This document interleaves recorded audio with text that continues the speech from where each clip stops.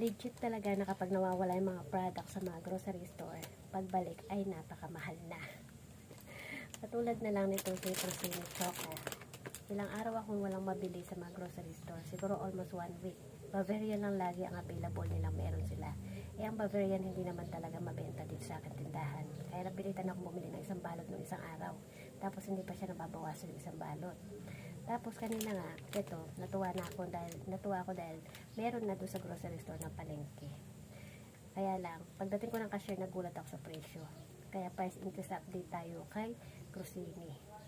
From 103, ngayon ay 116.50 na. Ang laki ng tinaas ni Crostini. Diba? 13.50 talaga, hindi lang piso, hindi lang 5 pesos ang tinaas, kundi 13.50 talaga ang tinaas ni Crostini. Kaya ang bentahan ko na ngayon kay Crostini from 13 pesos, ngayon ay 15 pesos na. Diba?